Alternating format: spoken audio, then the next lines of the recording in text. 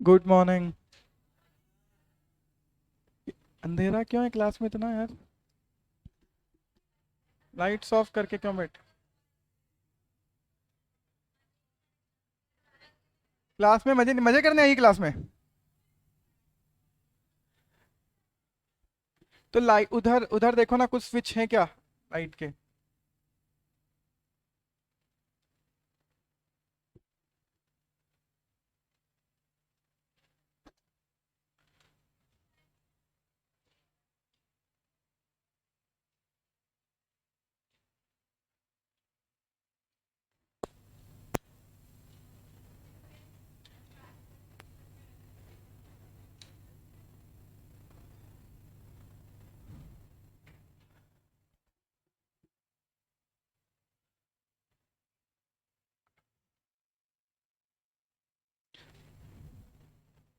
चलो छोड़ दो, आ जाओ बैठ जाओ, मैं बुलाता हूँ किसी को।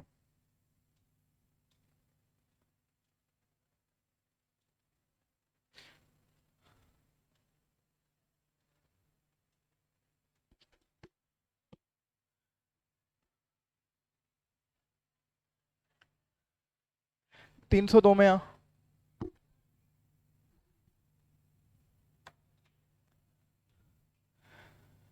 तो स्टार्ट करते हैं हमारा डिस्कशन। एक तो बहुत सारे बच्चों को बात करनी है, कुछ डिस्कशंस करने हैं, क्लास के बाद मिलना है। और देखो एक्चुअली मेरी क्लास ना रहती है 2:30 तक, और आपकी क्लास है 1:30 तक। तो जिस किसी को भी मिलना है, कुछ बात करनी है, तो आप ना मुझे 2:30 फैकल्टी रूम में मिलना। ठीक है? जितने भी लोगों को मिलना है 2:30 पर हम मिलते हैं, अगर आपको आज ही मिलना है तो।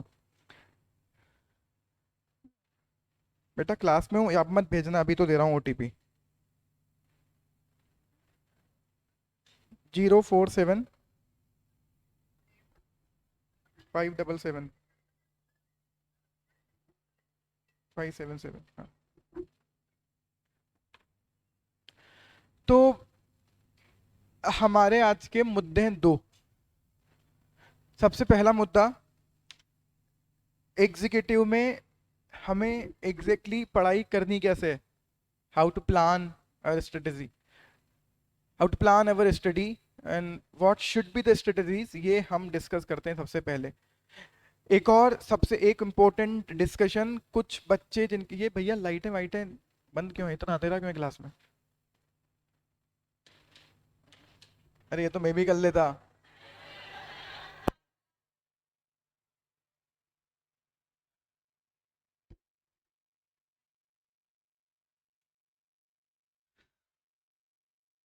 ये वाला तो ऑन कर दे।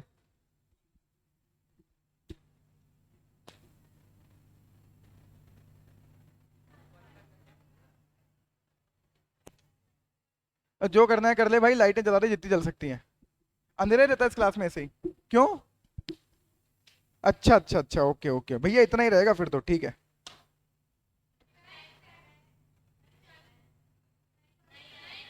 इतनी ठंड लगती है तुमको यार?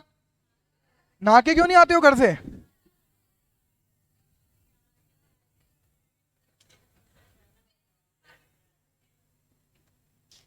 पेरेंट्स को भी मिल 2:30 पर ही मिल पाएंगे बेटा, अगर आज मिलना है तो 2:30।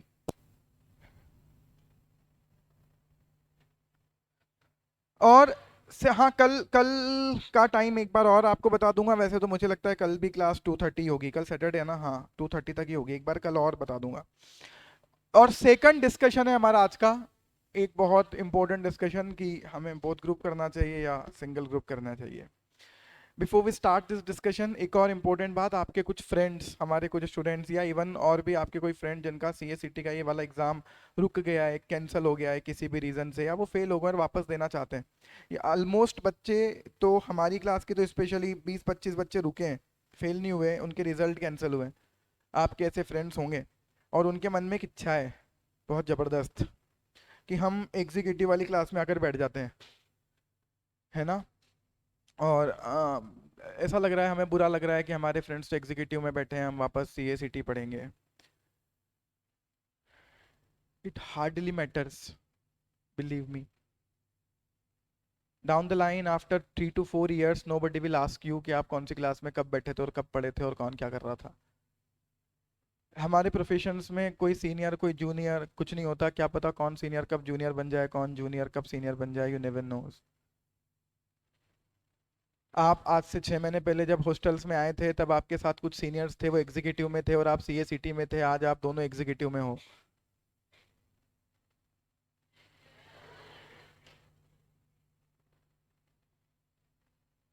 क्या फर्क पड़ता है?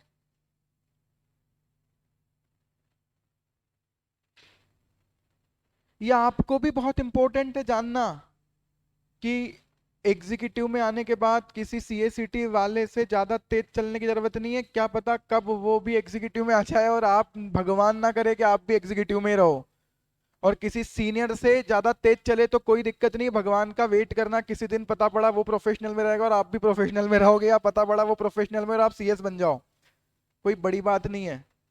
मैं जब हॉस्टल में आया था ना इंदौर में, वो सीनियर्स थे। हॉस्टल में जब मैं आया इंदौर में तो कुछ सीनियर्स थे, वो फाइनल में थे जब मैं यहाँ पर सीए फाउंडेशन करने आया था। ठीक है, उन्होंने बहुत ज्ञान बांटा मेरे को, डराते थे मजे लेते थे। मैं सीए बन गया, वो फाइनल में ही थे, है ना, कोई फर्क नहीं पड़ता। इसलिए अपने उन फ्रेंड्स को, अगर वो आपसे बात करते हैं, आपकी मानते हैं, तो पहले तो अपने उन फ्रेंड्स को ये फील करवाओ कि कोई फर्क नहीं पड़ता। जनवरी में एग्जाम है, 1.5 महीने बाद आप और वो साथ में ही बैठना जनवरी बाद एग्जीक्यूटिव की बैच में। उन्हें समझाओ, अगर वो आपकी मान रहे हैं तो। मेरा ये संदेश पहुंचा देना उन तक, मैं तो समझा ही रहा हूँ बहुत दिनों से कि जनवरी में एग्जाम दो, वापस साथ में ही बैठना, कोई फर्क नहीं पड़ता, नो बडी विल आस्क। और आप भी ट्राई करना कि उन्हें समझाओ, उनसे बोलो क्या हो जाएगा, तो पढ़, देखो कोई सपोर्ट चाहिए हमसे तो ले, पढ़ाई कर अच्छे से और जनवरी में अच्छे से एग्जाम दे। कुछ बच्चों की ऐसी गलतफहमी है, सीएसीटी में तो हमको सभी आता है, हम तो बैठ जाते हैं एग्जीक्यूटिव की क्लास में और सीएसीटी का एग्जाम दे लेंगे जनवरी में। ऐसा, ऐसी क्यों ही करनी है, ऐसी तूफानी क्यों करना है? 1.5 महीने और पढ़ लो।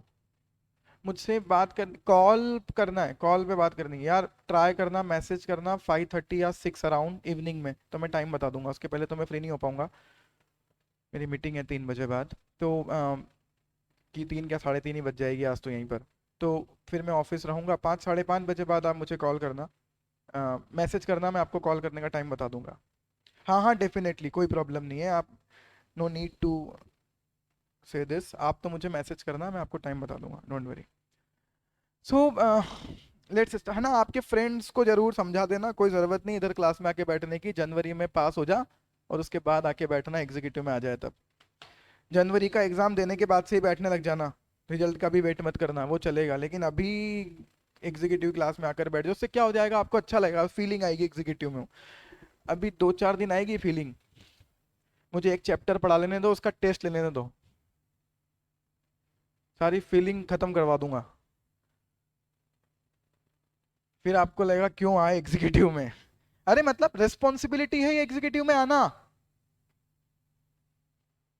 बहुत बड़ी रिस्पॉन्सिबिलिटी एग्जीक्यूटिव में आना, ये कोई लग्जरी नहीं है। फाइनल में जाना रिस्पॉन्सिबिलिटी हो जाएगी, लग्जरी नहीं होगी, इसको समझो। डरा नहीं रहा हूं, बता रहा हूं, हमें रिस्पॉन्सिबल बनना पड़ेगा और ज्यादा। अब आपके साथ आपकी और आपकी फैमिली की एक्सपेक्टेशंस ज्यादा जुड़ गई हैं। जब से आपने सीएसीटी पास किया है ना, आपके घर वालों ने 50 जगह बोल दिया है, सीएस कर रही थी, पास हो गई, बस अब इंटर और फाइनल सीएस बन जाएगी 2 साल बाद। अभी उनसे बोलना मत बोलो ऐसा कुछ, मत बोलो मम्मी, कंट्रोल रखो, कंट्रोल रखो, मत बोलो ऐसा कुछ, मत बोलो, अभी शांति रखो, अभी कुछ मत बोलो किसी को। ये रिस्पॉन्सिबिलिटी और बढ़ेगी आपकी, ये लग्जरी नहीं है एग्जीक्यूटिव की क्लास में बैठेंगे, ठीक है अच्छा लगता है, लेकिन थोड़े दिन लगेगा, बाद में ये रिस्पॉन्सिबिलिटी है कि यार परफॉर्म करना है, बर्डन है, बड़ी लेवल की पढ़ाई है। अगर कल आपने इंस्टाग्राम पे मेरा वो वीडियो देखा देखा हो, वनिल सिंघवी जैसा बड़ा व्यक्ति कह रहा है कि ये कुछ ही ऐसे प्रोफेशंस में से एक है सीएस जिसमें एंट्री आसान है, एग्जिट टफ है। ये आईआईटी नहीं है कि एंट्रेंस क्लियर हो गया तो आईआईटी हो ही जाएगा, 95% बच्चों का हो ही जाता है। क्लैट हो गया तो एलएलबी कर ही लेंगे। कोई नहीं कहता सीएसईटी हो गया तो अब सीएस तो बन ही जाएगा। हाँ लेकिन मैं आपको एक बहुत जिम्मेदारी की बात बताता हूँ, आपने एग्जीक्यूटिव कर लिया ना, आपका सीएस हो जाएगा। सबसे बड़ा फिल्टर एग्जीक्यूटिव है, सबसे बड़ा फिल्टर। क्योंकि सीएसईटी का रिजल्ट अगर 70% आता है तो एग्जीक्यूटिव का रिजल्ट 7% आता है और फाइनल का रिजल्ट 25% आता है। सबसे बड़ा फिल्टर एग्जीक्यूटिव है। ऑनलाइन क्लास लें ऑफलाइन, अगर आपके पास ऑप्शन है तो फेस टू फेस ही आना क्लास, अगर ऑप्शन है तो। कोई प्रॉब्लम नहीं है अगर, तो आप फेस टू फेस ही करना बेस्ट है। 3 ऑप्शन है, तीनों को मैं प्रेफरेंस दे देता हूं। फर्स्ट प्रेफरेंस देना फेस टू फेस को, सेकंड प्रेफरेंस देना ऑनलाइन क्लास मतलब लाइव थ्रू दिस जूम या यूट्यूब जो भी आप देख रहे हो, और थर्ड प्रेफरेंस देना रिकॉर्डेड क्लासेस को। और इसको प्रेफरेंस मत देना, मैं इसको कट करता हूं। 50 से ज्यादा बच्चे हमारे पास अभी भी ऐसे हैं जो रिकॉर्डेड मांग रहे हैं, रिकॉर्डेड ही ले रहे हैं, उन्होंने रिकॉर्डेड ही ऑप्ट किया। स्टिल मैं उन सबको भी कह रहा हूं कि अगर आपसे हो पाए तो रिकॉर्डेड मत देखना, लाइव अटेंड कर लेना जूम पर। रीजन है भैया, डिसिप्लिन नहीं होता है। हमारा ना एक सॉफ्टवेयर है, हमारा मीन्स मैं मेरी बात करता हूँ। अभी कुछ समय पहले तक ना ये लोगों को जूम ऑनलाइन पेन ड्राइव ये अब पता पड़ा है, 2-3 साल पहले कोरोना के बाद। मैं 2019 तक भी अपनी पेन ड्राइव्स बेचता था, टैक्स की फाइनल की, ऑल ओवर इंडिया। 1920 के बाद मैंने बंद कर दी थी डीटी के लेक्चर्स रिकॉर्ड करना, क्योंकि मैंने सीएसईटी में पढ़ाना स्टार्ट कर दिया था, 2 सब्जेक्ट्स ज्यादा, तो मुझे टाइम नहीं मिलता था। उसके पहले मैं सीएस फाउंडेशन नहीं पढ़ाता था, केवल इंटर और फाइनल पढ़ाता था। और मेरा फाइनल होता है कि मैं 5 घंटे से ज्यादा दिन में नहीं पढ़ाऊंगा,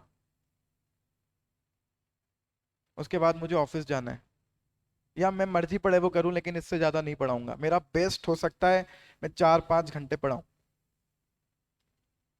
तो उस तक ना मैं जितनी भी पेन ड्राइव्स बेचता था ना, मेरे सॉफ्टवेयर की पूरी ट्रैकिंग देखता था मैं।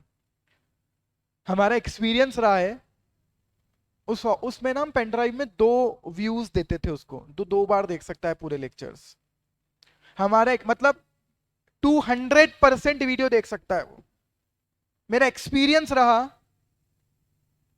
कि 75% बच्चे 50% से भी कम देखते हैं, आधे लेक्चर नहीं देखते वो पेन ड्राइव में। 2 बार तो क्या देखेंगे। क्यों होता है ऐसा?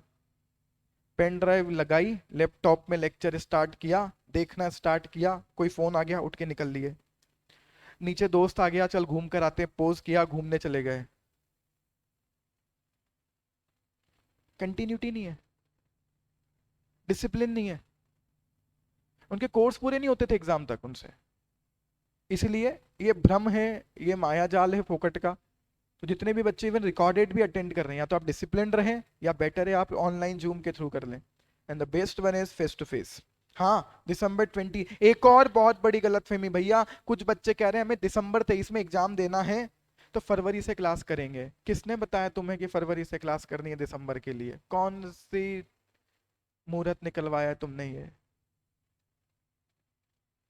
मैं उल्टा बोल रहा हूँ लोगों को कि टाइम कम पड़ता है इसलिए जून की जगह दिसंबर दो। तो मैं दिसंबर लेके जा रहा हूँ कि 8-9 महीने अच्छे से पढ़कर एग्जाम देंगे, तो तुम उसमें 2 महीने खुद ही कम कर रहे हो। तो अब फिर कह रहा हूँ, रैंडम थॉट्स, अपने आर्बिट्ररी थॉट्स को मत लागू करो।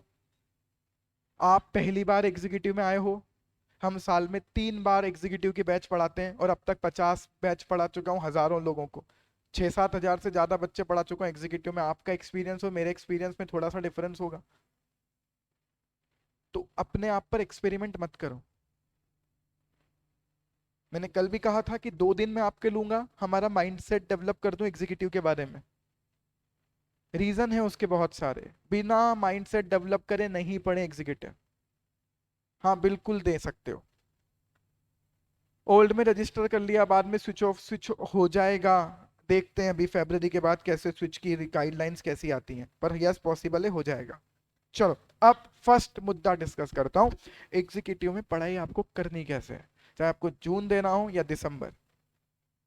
और आज के इस डिस्कशन के बाद बहुत सारी क्लैरिटी आपको आ जाएगी कि जून आप कर पाओगे या नहीं कर पाओगे। एग्जीक्यूटिव में दो तरह के सब्जेक्ट्स आपको डील करने हैं। कुछ सब्जेक्ट्स होंगे subjective, means totally theory, sorry तो थ्योरिटिकल सब्जेक्ट होंगे, और कुछ सब्जेक्ट होंगे प्रैक्टिकल। जितने भी थ्योरी के सब्जेक्ट है ना, मतलब लॉ वाले सब्जेक्ट्स, उनकी पढ़ाई अलग तरीके से होगी। स्विच हो जाएगा तो जून में फर्स्ट ग्रुप दे दें क्या? जून में कल भी मैंने डिस्कस किया था, अगर आपने जून में ओल्ड से फर्स्ट ग्रुप दे दिया तो ऐसा नहीं होगा कि वहां डायरेक्टली जाकर वहां का सेकंड ग्रुप देना है। Paper two paper switching available होती है, हलवा नहीं है कुछ भी। पेपर टू पेपर स्विच होगा, यहाँ जो पेपर पास कर लिए वो उधर नहीं देने, उधर का कोई एक्स्ट्रा पेपर है तो वो अलग से देना पड़ेगा। तो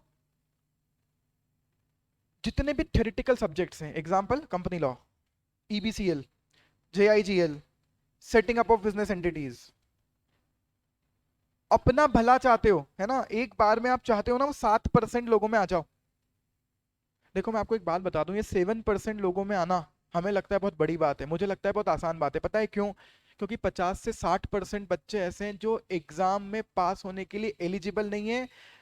आप जिस दिन बोलो उस दिन आपकी चलती हुई क्लास में बता दूंगा कि कितने लोग इनमें से पास नहीं होने, बिलीव मी। मैं ना आधी बैच का रिजल्ट भी नहीं पूछता हूं, क्योंकि मुझे पता है उनका कुछ होना ही नहीं है। 2-3 महीने में समझ में आ जाता है कौन किस लाइन पर है। दुख केवल ना 30-40% बच्चों में से जो बच जाते हैं ना पास होना, उनका ही होता है। आधे से ज्यादा बच्चे पास होने की एलिजिबल ही नहीं है, इसलिए नहीं क्योंकि उन्होंने वो किया ही नहीं जो एग्जीक्यूटिव के लिए जरूरत है। तो अगर आप चाहते हो इस 7% में आना, तो आप पहले दिन से ये करना स्टार्ट कर देना और लास्ट डे तक करते रहना। इसके बाद गारंटी है क्या कि हो जाएंगे? नहीं, वो तो ना मैं जानता हूं रिजल्ट ना आप जानते हो, बट हाँ इसके बिना नहीं होंगे ये गारंटी है। अगेन रिपीट कर रहा हूं, आप पहली बार एग्जीक्यूटिव में आए हो, हम जाने कितने साल से एग्जीक्यूटिव पढ़ा रहे हैं, आपके एक्सपीरियंस लेने की जरूरत नहीं है, हमारे एक्सपीरियंस सफिशिएंट है। थ्योरेटिकल सब्जेक्ट्स की सेपरेट नोटबुक बना लेना। जितने भी थ्योरेटिकल सब्जेक्ट है, सेपरेट नोटबुक, एक नोटबुक में सब लिखने की कोशिश मत करना। मैं नोट्स नहीं बनवाऊंगा, मैं नोट्स दूंगा। एसबीसी, सिक्योरिटी लॉ, एफएम, ये आपको नोट्स मिलेंगे, लिखवाऊंगा कुछ नहीं। आपको क्या करना है, एग्जीक्यूटिव की लड़ाई सबसे बड़ी है राइटिंग स्किल्स की, इसलिए पहले दिन से राइटिंग स्टार्ट कर देना। और इसीलिए हर थ्योरेटिकल सब्जेक्ट की सेपरेट नोटबुक। मैंने केवल सेपरेट नोटबुक कहा, आपसे ये नहीं बोला कि आप क्लासमेट के 200-200 रुपए के रजिस्टर लेकर पैसे बर्बाद करें, आप रफ रजिस्टर भी बना लेना चलेगा।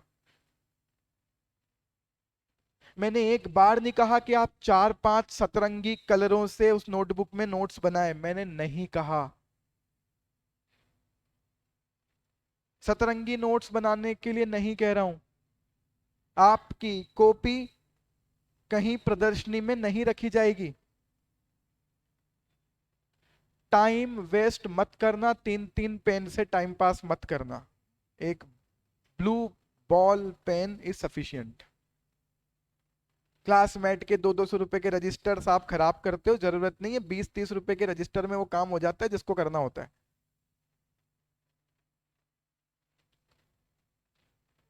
लॉ के सब्जेक्ट्स की अराउंड अराउंड 200 से ज्यादा पेजेस हो, एटलीस्ट 200 पेजेस हो, इतनी नोटबुक आपके हर थ्योरेटिकल सब्जेक्ट की होनी चाहिए। मतलब आप समझ रहे हो मैं आपको क्या बोल रहा हूं? आपको एक एक सब्जेक्ट में अगले 4-5 महीने में 200-200 पेजेस तो खुद से लिखने हैं। क्यों लिखना है भैया? कौन है यार बात?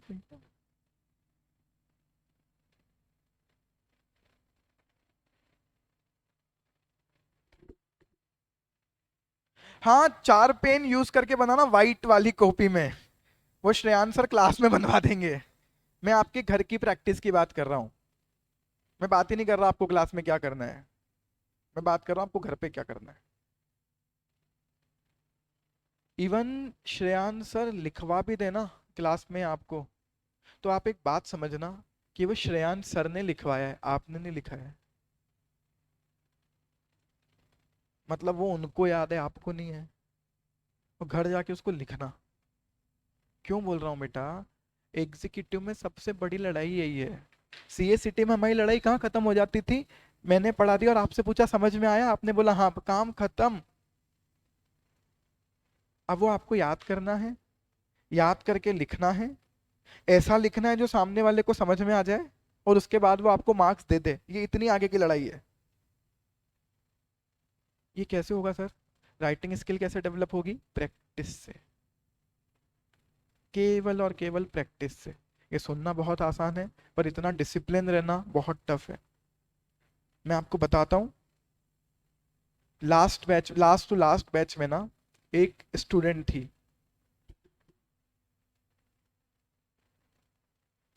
एक स्टूडेंट थी, शायद यूपी या किसी और ऐसी ही स्टेट से आई थी, और उसका बैकग्राउंड भी थोड़ा सा ऐसा ही था, शायद हिंदी मीडियम से थी या इंग्लिश से भी होगी। तो उसकी ना तो उसकी वोकैब अच्छी थी, और ना ही उसकी राइटिंग स्किल्स, ना ही उसको बोलना इतना आता था। और ना क्लास में वो डाउट भी पूछती थी ना, तो बच्चे उसकी मजाक बनाते थे।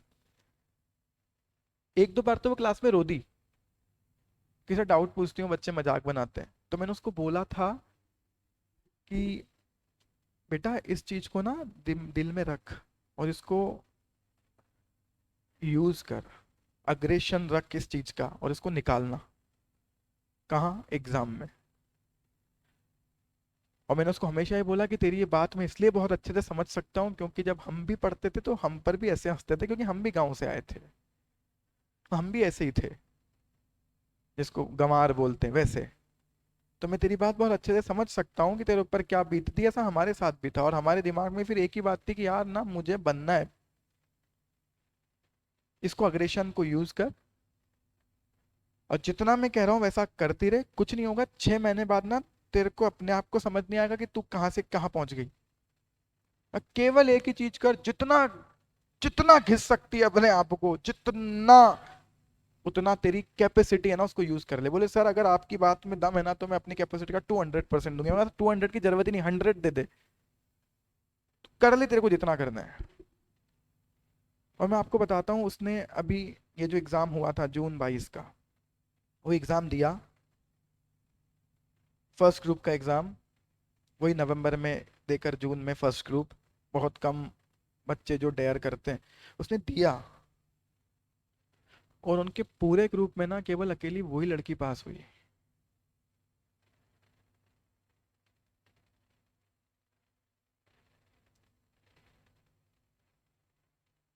किस वजह से? उसने वो किया जो करना चाहिए। और आज ना उसकी राइटिंग स्किल इतनी डेवलप्ड हो गई है, वो लिख लेती है अब सब। उसने दिया अपने आप को टाइम। आप देना टाइम अपने आप को, चाह अगर सीएस ही करना है आपको, मैं आपको फिर विश्वास दिलाता हूं, अगर आपको सीएस करना है, अगर आपको एग्जीक्यूटिव पास करना है, इतना ब्लाइंडली मुझ पर फेथ करना कि जो मैं बोल रहा हूं ना वैसा कर लेना, आपका काम हो जाएगा। अगर इंस्टीट्यूट मुझसे कुछ काम करवा रही है तो उन्हें कुछ पता ही होगा कि मैं कुछ हूं इसीलिए करवा रही है। तो अगर इंस्टीट्यूट किसी पर फेथ कर रही है, और दो दो इंस्टीट्यूट्स, तो कुछ होगा, उसका आप यूज करो। आप जितना मेरे से निकाल सकते हो ना निकलवा लो। मैं 100% अपना दूंगा, आप अपना 100% दे दो। जैसा मैं कह रहा हूँ वैसा कर लो, एग्जीक्यूटिव हम पास कर लेंगे। बाकी बिलीव मी, ये 60-70% बच्चे नहीं करते हैं जो करना चाहिए, बस यही बड़ी प्रॉब्लम है। बट हमारी जिम्मेदारी है कि हम रोकें, टोकें, डांटें, चिल्लाएं, एटलीस्ट सुधर जाओ। थोड़े सुधरते हैं, पास हो जाते हैं वो। आपके ऊपर डिपेंड करता है, हम हमारा 100% देंगे और भी कोशिश करेंगे, आप कितनी कोशिश करते हो सब उस पर डिपेंडेंट है। इसलिए फिर एग्जांपल देके इसलिए समझाया आपको कि जैसा बोल रहा हूँ ना वैसा कर लो। आप किसी भी बैकग्राउंड से हो, आपको भले ही लिखना नहीं आ रहा है, उसकी मैं आपको राइटिंग बता देता ना 6 महीने पहले की, तो आप बोलते कैसे एक सीएस बनेगी, और उसके बाद राइटिंग चेंज हो गई 6 महीने में। सब होगा। 3 प्रॉब्लम होती है, या तो लिखना नहीं आता, लैंग्वेज, या राइटिंग खराब है, या राइटिंग स्पीड नहीं है। 3 प्रॉब्लम है राइटिंग को लेकर, ये तीनों का एक ही सॉल्यूशन है, प्रैक्टिस। आपके रेगुलर टेस्ट भी इसीलिए होते हैं, प्रैक्टिस के लिए। आधे बच्चे वो टेस्ट ही नहीं देते। पिछली बार मॉक टेस्ट हमने अनाउंस किए बैच के लिए, और एक एक हर सब्जेक्ट का फुल फुल मॉक टेस्ट लिया। हार्डली 10% बच्चों ने मॉक टेस्ट दिया। जब मैं चिल्लाया उनके ऊपर कि तुमने क्यों मॉक टेस्ट नहीं दिए, तो बोले सर डेडलाइन कंप्लीट नहीं हो पाई, आपने बोल दिया 15 अप्रैल से मॉक टेस्ट है, हमारे कोर्स ही कंप्लीट नहीं हुए। तो मैंने बोला हाँ यार, ये गलती अपने से हो गई, अपन ने क्यों एग्जाम एक साथ मॉक टेस्ट रखे। इस बार मैंने नई चीज की, हर सब्जेक्ट के दो दो मॉक टेस्ट। एक बार 50% सिलेबस का मॉक टेस्ट कि इस डेडलाइन तक 50 कर ले, फिर 15 से 20 दिन का गैप, और उसके बाद फिर सेकंड मॉक टेस्ट। दोनों में 50-50% सिलेबस की, एटलीस्ट 50 तो ये टारगेट अच्छे से कंप्लीट कर लेंगे। अब क्या हुआ, वो 10% बढ़कर 50% हो गया। लेकिन अब आप सोचो, इसके बाद भी 50% बच्चे क्लास में ऐसे बैठे हैं कि मॉक टेस्ट नहीं दे रहे। आप मतलब आप सोच कर देखो, हम अब इनका क्या कर लेंगे। एक इंस्टीट्यूट क्या कर सकता है, आपको समझा ही सकता है, बता सकता है, आपके लिए काम कर सकता है, आप खुद ही रेडी नहीं हो। फिर मॉक टेस्ट के एक्सपीरियंस से हमें समझ आया कि बच्चों को कुछ कॉमन प्रॉब्लम्स आ रही है मॉक टेस्ट देते वक्त, ये छोड़ देते हैं, ये छोड़ कर आते हैं, ये छोड़ कर आते हैं। तो हमने कहा कि एक गाइडेंस सेशन, मैं आपको फिर चैलेंज कर रहा हूं, आप किसी और एकेडमी में ना इतनी प्रोएक्टिव चीजें देखकर बता दो। कौन कौन इतना प्रोएक्टिव है।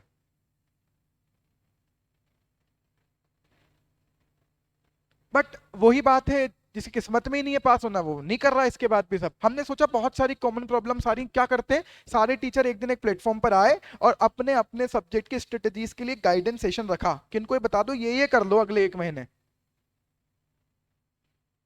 सबको पकड़ पकड़ के बोला ये अटेंड कर लेना, 1 घंटा 45-50 मिनट का सेशन है, बहुत काम का है, बहुत काम का है, बहुत काम का है। 3 दिन तक हम सारी फैकल्टीज आपस में बैठे, हमने 2-2 3-3 घंटे ब्रेन स्टॉर्मिंग की, नाटा सर के साथ बैठे, एक एक चीज को फाइनल किया, क्या किसके लिए कैसे स्ट्रेटेजी बोलनी, किसको क्या बोलना है। क्लास के हार्डली 60-70% बच्चों ने वो गाइडेंस सेशन अटेंड किया। कर ही नहीं रहे बाकी। इसी रूम से, यहीं से लाइव सेशन हम हमारा चल रहा था यूट्यूब पर, और ना एग्जीक्यूटिव के कुछ, इवन जो हॉस्टल में गर्ल्स रहती है ना, यहीं इसी हॉस्टल में जो गर्ल्स हैं, वो बाहर घूम रही थी एग्जीक्यूटिव की।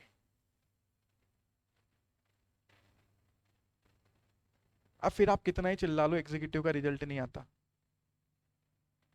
कोई क्या करेगा। मुझे इतना सा पता है, मेरे पास आज तक ऐसा कोई एग्जाम्पल नहीं होगा क्योंकि मेरे पास आया और उसने मुझसे ये बोला कि सर मैं पास होना चाहता हूँ, पास होना चाहती हूँ, आप बताओ क्या करना है, आप जैसा बोलोगे वैसा करूंगा। और मैंने उसको मना कर दिया कि मैं नहीं बता रहा।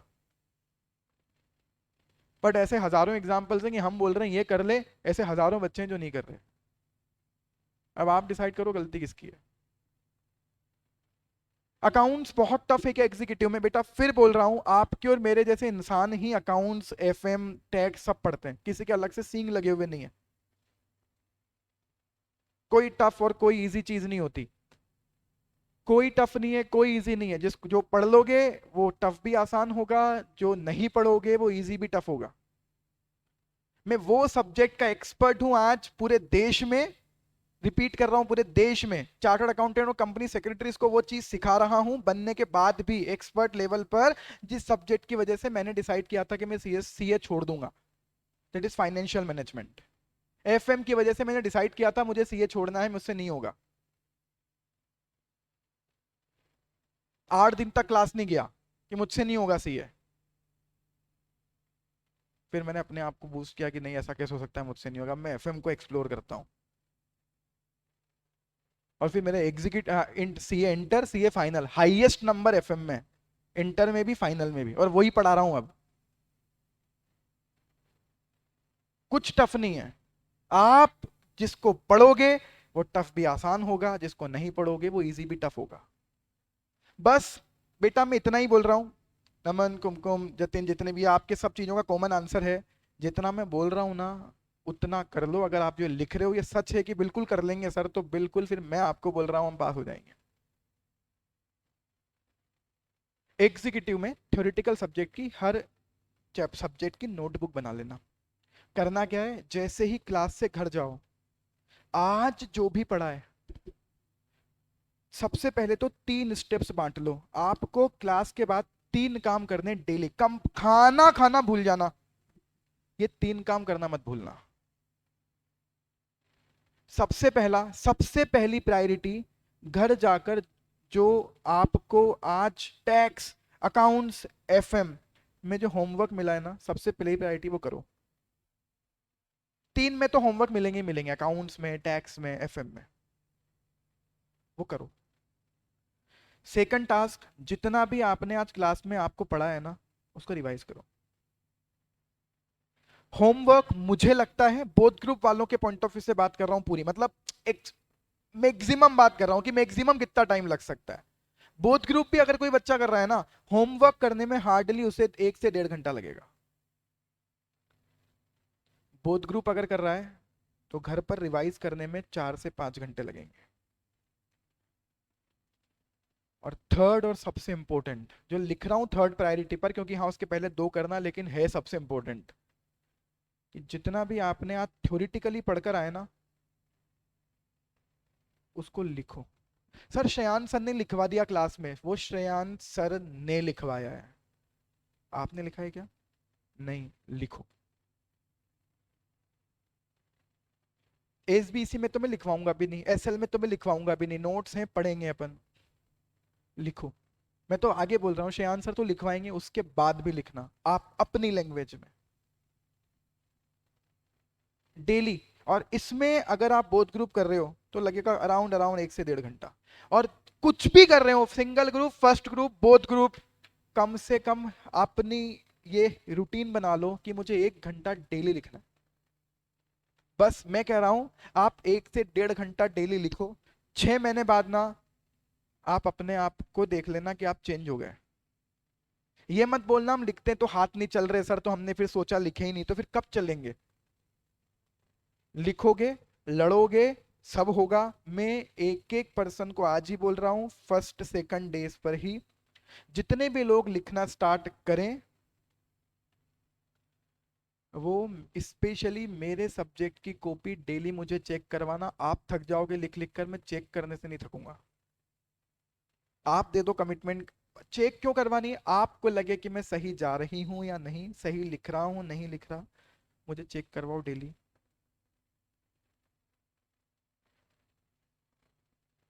मुझे आज तक भी याद है, आज से 1.5 साल पहले ना एक बहुत बहुत अच्छी बैच थी। उसमें बच्चे ना, जस्ट कोरोना थोड़ा सा सेटल हुआ और वापस बैच, बहुत ही अच्छे डिसिप्लिन्ड बच्चे थे। उसमें ना 25-30 बच्चे ऐसे थे जो डेली कॉपीज लिख कर लाते थे।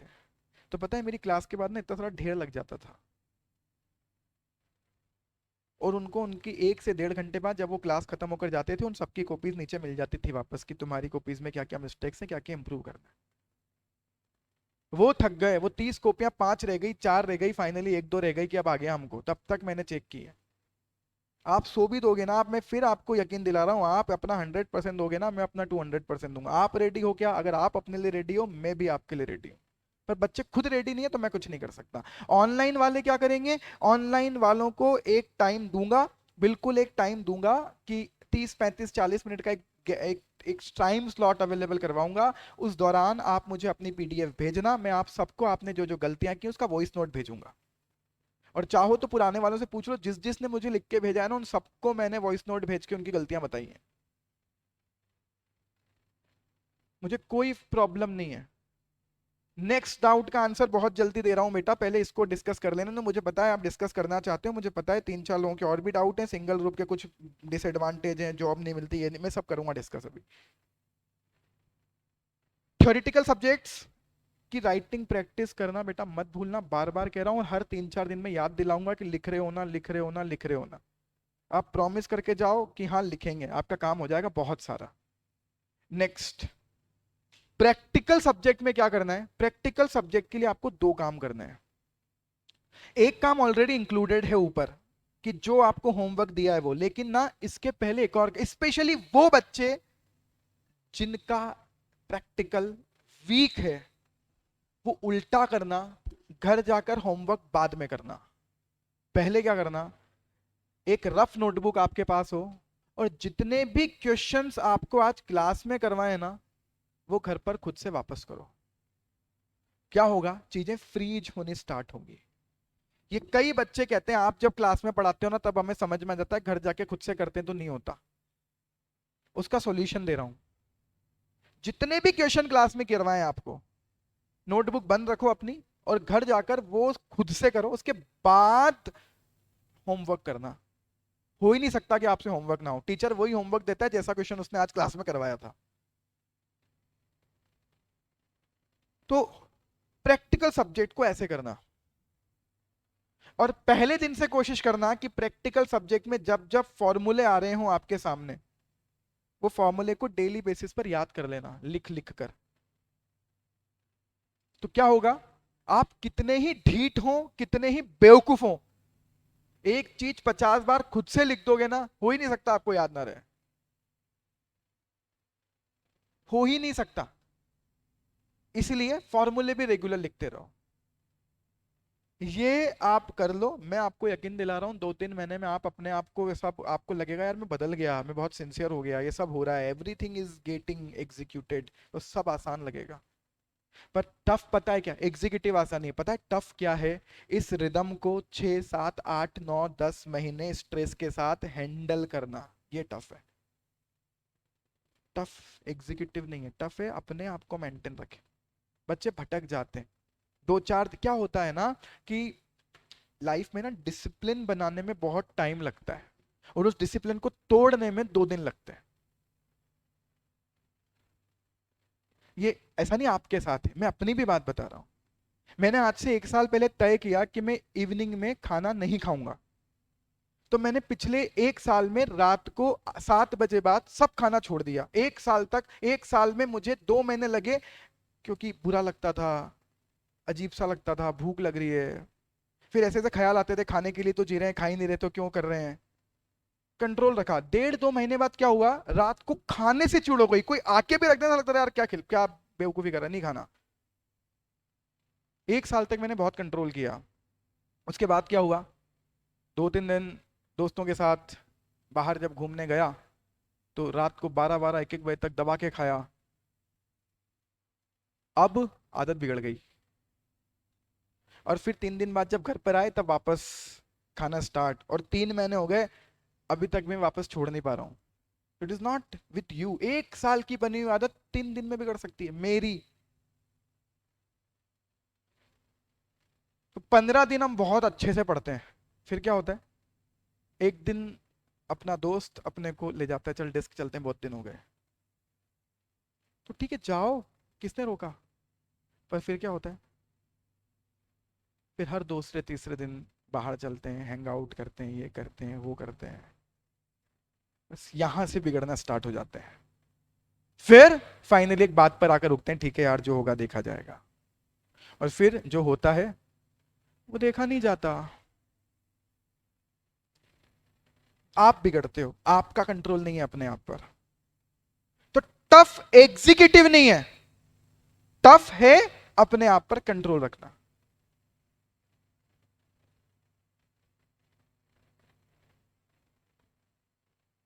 आपको कोई मोटिवेशन की जरूरत नहीं है, ऑलरेडी मैंने अभी 2-3 दिन पहले बोला बच्चों को एक वीडियो में, बहुत सारे डाउट आते थे, बहुत समस्याएं जीवन में, ये है वो है, स्ट्रेस हमको अकेले कोई हैंडल करना पड़ता है, क्या हो गया, मैंने कहा एक मैं समझाता हूँ तुमको, कुछ नहीं है, सब बकवास है। आप जब डिस्क में नाचते हो आपको अपने अपने कोई दुख याद नहीं आते, और जैसे ही बाहर निकल के स्टडी टेबल पर आकर बैठते हो जमाने भर के दुख याद आते हैं। इसका मतलब दुख पहले भी था, दुख अभी भी है। जब आप मजे कर रहे थे तब आपको याद नहीं है, तो आप इसको सजा क्यों मान रहे हो पढ़ने को? ये ही तो आपका फ्यूचर है। टफ एग्जीक्यूटिव, विश्वास दिला रहा हूँ, एग्जीक्यूटिव टफ। अगर एग्जीक्यूटिव फाइनल सीएस टफ होते ना, मेरे जैसा गंवार लड़का बन ही नहीं पाता। हम गांव के हिंदी मीडियम के लोग कैसे बन जाते सीएस टफ? टफ क्या है? डिसिप्लिन, वो ही टफ है बस। कॉपीज कल आज से ही श्रेयान सर ने पढ़ाना स्टार्ट कर दिया होगा यार। ऐसा भैया, वो व्यक्ति अलग है, ऐसा हो ही नहीं सकता वो ना पढ़ाए। कल से कर दिया था ना स्टार्ट। हाँ यार, मैं आपको एक और बात बताता हूँ, ऐसे भी सिंसियर लोग होने चाहिए लाइफ में जिनका फाइनल क्लियर है। मैं उनको कई बार कहता हूँ कि सर कभी आप भी तो ऐसा सोचो कि क्लास में जाके बच्चे से बात करें। तो सर क्या बात करो, टाइम वेस्ट होता है। इससे बड़ा तो कुछ 4 लाइन पढ़ा दूंगा। क्या आदमी हो यार आप, कैसे रह सकते हो आप? सबके अलग अलग जोन है। कितनी बढ़िया बात है ना कि व्यक्ति पहले दिन से पढ़ा रहा है। और मैं आपको श्रेयान सर का नेगेटिव फीडबैक पहले दिन बता देता हूँ, आज ही बता देता हूँ। श्रेयान सर का सबसे बड़ा नेगेटिव फीडबैक क्या है? बहुत पढ़ाते हैं। बताओ, आप टीचर का नेगेटिव फीडबैक सुन रहे हो? आप क्या टीचर का नेगेटिव फीडबैक है? बहुत पढ़ाते हैं।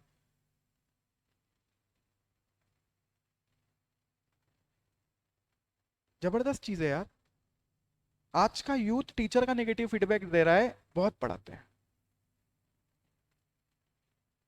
यार दो तरह के लोग होते हैं, कोई हार्ड वर्क करके बना होता है और कोई स्मार्ट वर्क करके बना होता है। और अगर आपको दोनों का कॉम्बिनेशन मिल जाए तो इससे अच्छा कुछ हो ही नहीं सकता। He is totally hard worker, totally. उनके अकॉर्डिंग जीवन में सफलता का एक ही तरीका है, hard work, hard work, hard work. मेरे अकॉर्डिंग सफलता का तरीका है हार्ड वर्क करो, लेकिन स्मार्ट तरीके से। डिफरेंस है ओपिनियन, कोई प्रॉब्लम नहीं है, लेकिन वो बंदा हार्ड वर्क कर रहा है, करो ना यार। अभी से बनाओ, कल से ही पढ़ा दिया ना, लिखना स्टार्ट करो। अभी मैं देख रहा था आपके एसोसिएट कंपनी के डाउट्स चल रहे थे। एसोसिएट कंपनी पढ़ा रहे होंगे शायद, वो कुछ पढ़ा रहे थे। लिखो आज जाके घर पे एसोसिएट कंपनी की डेफिनेशन लिखो। और सबसे बड़ी प्रॉब्लम, लैंग्वेज कौन सी लिखनी है सर? मुझे एक बात बताओ, आपको लैंग्वेज का मतलब होता क्या है? अरे ये तो हिंदी, मतलब लैंग्वेज का मतलब क्या है? लैंग्वेज का मतलब क्या है? लैंग्वेज क्यों यूज होती है? कि जिससे आप अपनी भावनाएं सामने वाले को बता दें। अगर आपको इतनी सी बात समझ में आती है तो फिर ये डाउट आज के बाद मत पूछना कि सर मॉड्यूल में जैसा लिखा है वैसा लिखूं क्या। मैं ही नहीं लिख सकता। फिर यहां पर ओपिनियन डिफरेंस हो सकता है श्रेयान सर का और मेरा। श्रेयान सर कहें कि 50 बार पढ़ो मॉड्यूल को, हो सकता है वो याद हो जाए। मैं बोल रहा हूं क्यों पढ़ूं? जब लैंग्वेज का मतलब क्या है कि जो आप लिखो और वो सामने वाले को पता, इतना ही लिखना है। जो आप लिखो और सामने वाले को समझ में आ जाए, बस इसी को लैंग्वेज कहते हैं। मैं आपसे कभी नहीं कहूंगा मॉड्यूल में जैसा लिखा है वैसा लिख। मॉड्यूल में जो लिखा है उसका जो मतलब निकल रहा है ना, तू उस मतलब को कैसे लिख सकता है ना, वैसा लिख दे। यही लैंग्वेज है। मतलब अभी भी इंपॉर्टेंट बात तो क्या है, सबसे पहले कि समझो क्या लिखा है और उस समझी हुई चीज को अपनी लैंग्वेज में लिखो। लिखना आज से स्टार्ट करना। विश्वास करो, आज जब आप घर जाके कंपनी लॉ में एसोसिएट कंपनी की डेफिनेशन लिखना स्टार्ट करोगे, आपको ऐसा लगेगा कहां से स्टार्ट करूं। बिलीव मी, अगले 15 दिन तक आपको डेली ये लगेगा कहां से स्टार्ट करूं। किसी को 15 दिन लग सकते हैं, किसी को 5-7 दिन लग सकते हैं, लेकिन एक दिन के बाद आपको ऐसा लगेगा कि अब हमको एक डर नहीं है कहां से स्टार्ट करूं। आप बोलो क्या लिखना है, चाहे गलत लिखेंगे लेकिन डर नहीं बचा। तो वो बच्चे जो बहुत ज्यादा डरे हुए हैं लाइटिंग को लेकर, वो क्या करें? इधर एक पैराग्राफ है, इस पैराग्राफ को याद करो और फिर लिखो अपनी लैंग्वेज में। सर इतना भी याद नहीं रहता या इतने भी पेन नहीं चलते, क्या करो? इधर सामने किताब खोल के रखो और इसको देख देख के नोटबुक में लिखना स्टार्ट करो। अब आप बोलोगे पागल हो गए हो क्या आप? नहीं हुआ पागल। आप लिखना स्टार्ट करो। पता है क्या होगा, 5 मिनट बाद, 10 मिनट बाद, और कोई ज्यादा ही बेशर्म है तो 2 दिन बाद उसकी अंतरात्मा जागेगी और बोलेगा यार मैं क्या यार लिख लिख देख देख के लिख रहा हूं। इससे क्या हुआ, आपका एक डर खत्म हुआ सबसे पहले कि आपके हाथ चलते हैं, आपको लिखना आता है, आपको भगवान ने हाथ दिए हैं, पेन दिया है, तो आप लिख सकते हो। 2 दिन बाद आपको शर्म आएगी अपने आप पर कि मैं क्या यार देख देख के लिख रही हूँ।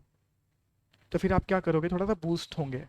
फिर क्या होगा, इसके बाद भी आपको ज्यादा शर्म नहीं आ रही है, तो एक लाइन देखो, एक लाइन लिखो, एक लाइन देखो, एक लाइन लिखो, 2 से 3 दिन, 4 दिन लगेंगे, आप पैराग्राफ लिखना स्टार्ट करोगे, फिर आप पेजेस लिखना स्टार्ट कर दोगे।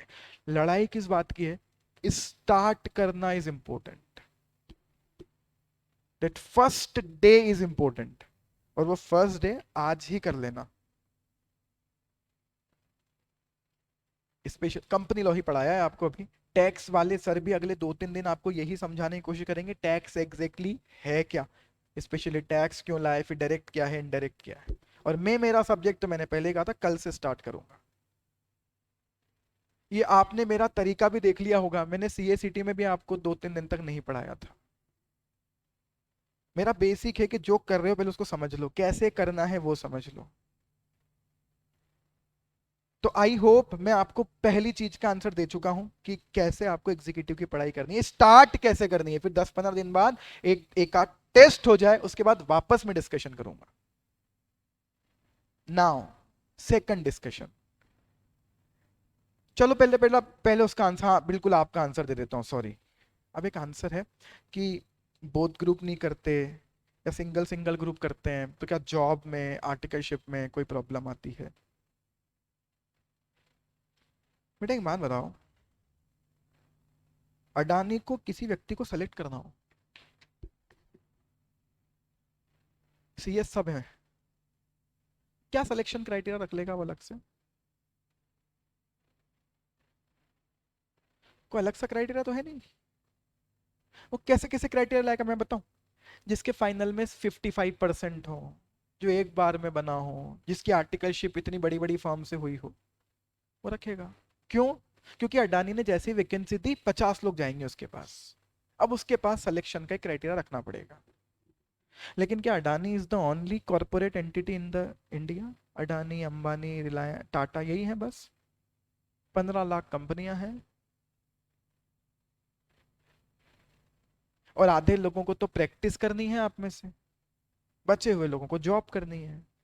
और जिसको प्रैक्टिस करनी है वो तो ये भूल ही जाए कौन सा अटेम्प्ट, कौन सा मीडियम, कितने अटेम्प्ट, कितनी बार, कौन सी फर्म से, सब भूल जाओ, वो कोई फर्क नहीं पड़ता। अब केवल बचे हैं आधे लोग जिन्हें डाउट है कि क्या क्या इम्पैक्ट होते हैं। सबसे पहला, एग्जीक्यूटिव पास करने के बाद जब आप आर्टिकलशिप करने, इंटर्नशिप करने जाओगे, बड़ी एंटिटीज आपको इंटर्नशिप देने के लिए एक फिल्टर लगा सकती हैं कि हमें बोथ ग्रुप पास आउट चाहिए। बिलीव मी, हार्डली 10% एंटिटीज ऐसी होंगी जो ऐसा फिल्टर लगाती है। बाकी एग्जीक्यूटिव पास हो आप जाओ, इंटरव्यू दो, अगर आप कैपेबल हो, आपको बोलना आता है, आपको जो पूछ रहे हैं वो आता है, तो चाहे आपने 5 अटेम्प्ट में पास किया हो या 10 में, वो आपको रख लेंगे। मैं आपको एज ए टीचर की जगह एज ए प्रैक्टिसिंग बात करता हूं। हम लोगों को भी तो मजबूरी है ट्रेनीज को रखना, हमारे यहाँ काम कैसे होगा? देखो एक तो जीवन में ये मत सोचना हमेशा आपकी मजबूरी, जो आपको रख रहा है ना उसकी आपसे ज्यादा मजबूरी है। क्यों मजबूरी, इसका रीजन बताता हूं आपको मैं अब। काम की बात, आप पढ़े लिखे लोग हो, सिंसियर हो, और कितने रुपए में काम करते हो?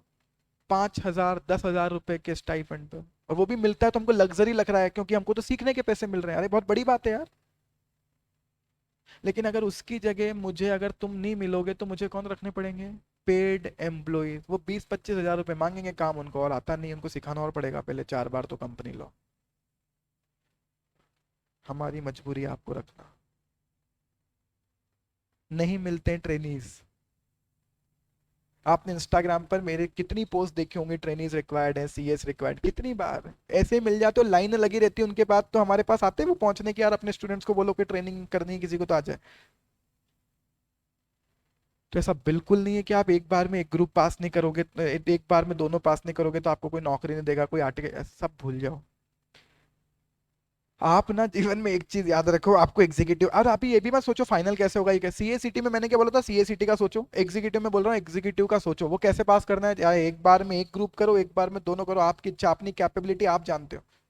सैलरी में मेजर डिफरेंस स्टार्टिंग में आता है, डेफिनेटली आ सकता है, बड़े बड़े कॉर्पोरेट्स आएंगे वो फिर फिल्टर लगा सकते हैं, लेकिन ऐसा कोई बहुत बड़ा गैप नहीं रहता। हार्डली 2-3 साल बाद ना किसी को कोई फर्क नहीं पड़ रहा है कौन कितने एक बार बताओ, पहली जॉब के टाइम पर आपसे फिर भी कोई पूछ लेगा कितने अटेम्प्ट में सीएस बने, दूसरी जॉब जब स्विच करने जाओगे क्या पूछेगा? यस यार, आपको सब तो आता है यार, तुम लोगों को क्यों तुम परेशान होते हो, क्या पूछेगा?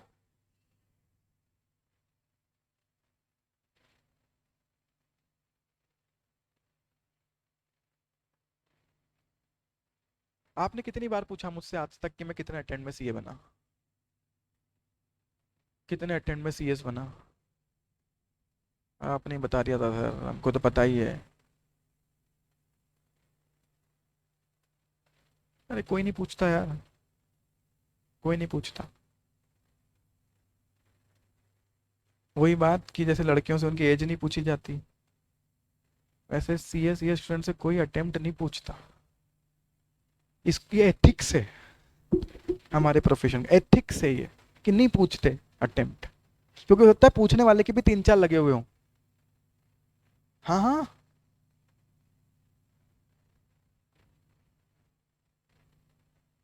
मेरे बॉस थे, सीए सीएस एलएलबी, बहुत बड़ी पिक्चर थे वो भी इंदौर में, खैर डेथ हो गई उनकी लास्ट ईयर कोरोना की वजह से। तो वो कहते थे "तू इतना क्यों परेशान होता है, इतना क्यों कर रहा है, क्या हो जाएगा"। अगर कुछ नहीं, फेल हो जाऊंगा, अरे क्या हो गया, तो फेल होकर तो एक्सपीरियंस आता है, अगर मैं को फेल होने का एक्सपीरियंस नहीं लेना, आता है बोले। क्यों क्यों? क्योंकि उनका बेटा ना फाइनल में, सोचो कितनी बार में पास हुआ होगा, 10 साल में, मतलब 20 अटेम्प्ट में।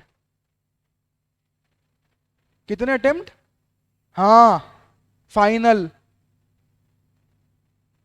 वो हर बार एग्जाम दे के आता, बोले पापा पास नहीं होऊंगा, बोले कोई बात नहीं देता रहे,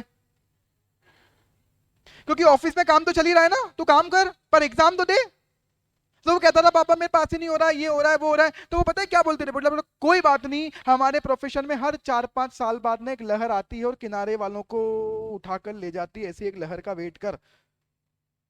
और वास्तव में उसने वेट किया लहर का, और एक लहर आई और उसको निकाल के ले गई। अरे हमारे सामने की बात है, मेरे सामने की बात है, वो मेरे सामने भी एग्जाम दे रहा था, मेरी आर्टिकलशिप खत्म हो गई, वो तब भी देता रहा, उसके 5 साल पहले से दे रहा था, मेरी आर्टिकलशिप खत्म हो गई, उसके 2 साल बाद तक उसने एग्जाम दिया, उसके बाद लहर आई। और आप जबरन का लोड लेते हो। आपका टारगेट होना चाहिए मुझे सीएस करना है, नॉट इमिडिएटली बट डेफिनेटली। अभी सब भूल जाओ, टेंशन दूर रखो। अगर आपको बोथ ग्रुप करना है आप उसके अकॉर्डिंग मेहनत करो, फर्स्ट करना है उसके अकॉर्डिंग मेहनत करो, रिजल्ट क्या आएगा ना आप जानते हो ना मैं जानता हूँ। मुझे फर्क भी नहीं पड़ता रिजल्ट क्या आएगा, फर्क केवल इस बात से पड़ता है कि जब वो रिजल्ट के लिए आप रोल नंबर डालो और क्लिक करो, और वो 5 सेकंड जो गैप आता है सबमिट करते वक्त, उस समय आपके दिमाग में कुछ घूमता है, उस समय आपको अपनी लाइफ के 2-3 बहुत इंपॉर्टेंट, सबसे घिनौने पाप याद आते हैं, और आप ईश्वर से प्रार्थना करते हो भगवान बस ये 5 सेकंड बाद पास आ जाए, मैं पाप मुक्त हो जाऊंगा, नहीं करूंगा, बहन की नजरों से देखूंगा सबको।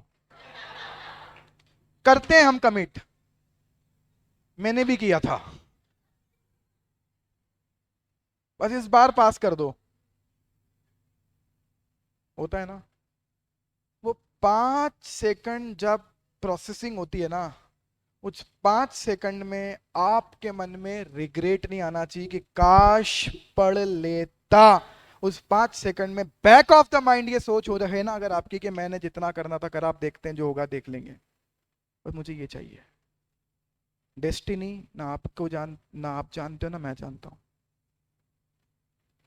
मेरे और आपके हाथ में मेहनत करना, हम वो करें। वो डमरू जब घूमे ना उनका प्रोसेसिंग के लिए सर्कल, तब आपके दिमाग में रिग्रेट नहीं होना चाहिए, सेटिस्फेक्शन होना चाहिए कि मैंने अपना 100% दिया, इतनी पढ़ाई करनी है बस। रिजल्ट आपके मेरे किसी के हाथ में नहीं है। और देख लो ना यार, जिनकी किस्मत में नहीं था पास होना, बेचारे मेहनत करके और डिजर्विंग लोग फेल होके बैठे ना आपकी क्लास। समझ रहे हो ना आप, लक का कुछ क्या रोल है जीवन में। रिजल्ट आपका भी रुक सकता था ना, क्योंकि जो आपके फ्रेंड्स फेल होके जो बैठे हैं बेचारे जबरन में, वो फेल नहीं है, उनका रिजल्ट रुका है। उनकी किस्मत में नहीं था पास होना। मेहनत तो उन्होंने भी आपकी जितनी की है। कई लोगों के तो अगर रिजल्ट निकल जाए ना तो आपसे ज्यादा मार्क्स हो सकते हैं, बट उनका नहीं था अभी इधर बैठना।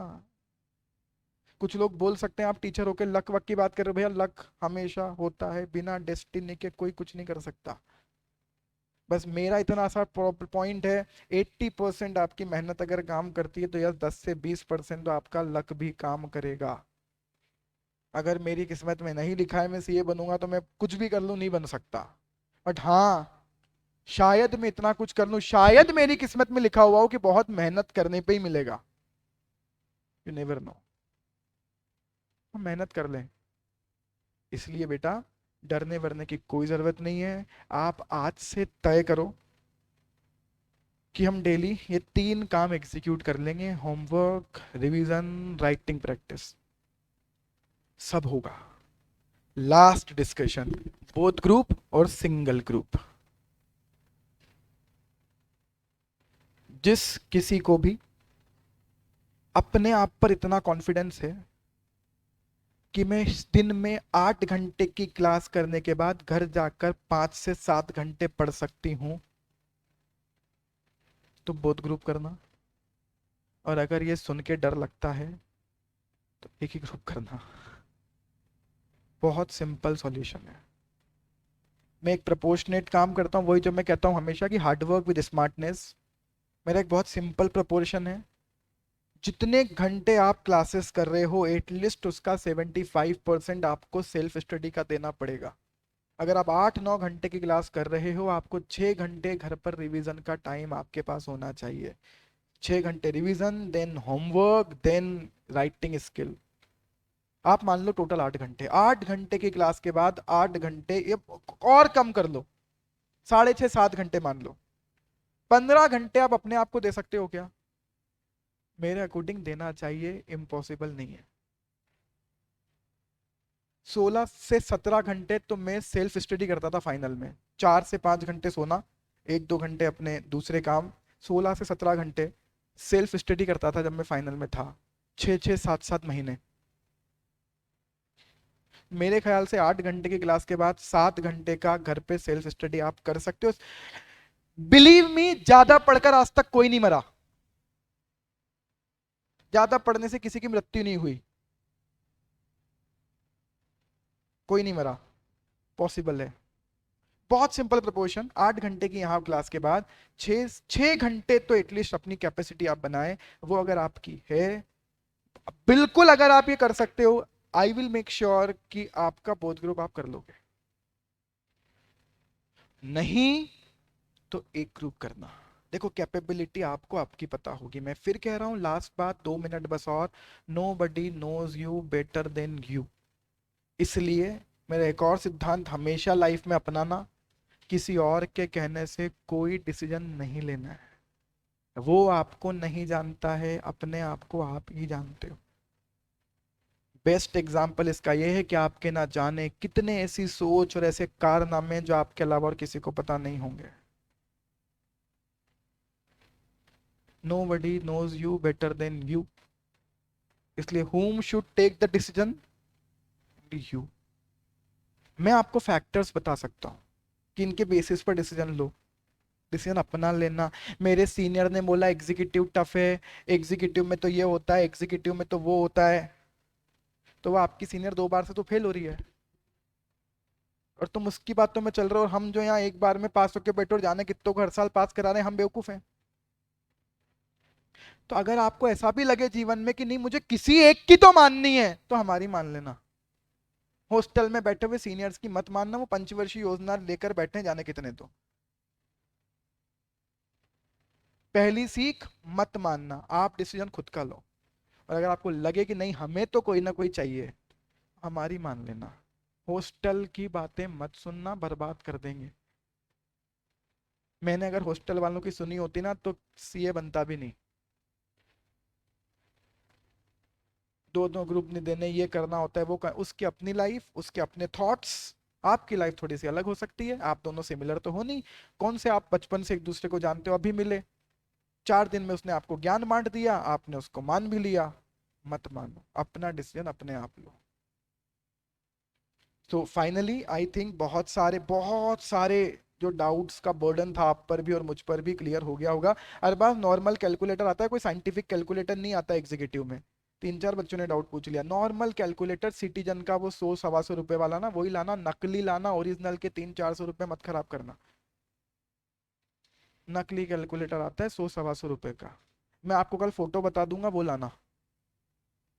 और क्या करूं आपके लिए, इतना तक क्लियर है मेरी लाइफ में कि कौन सा कैलकुलेटर यूज करना है।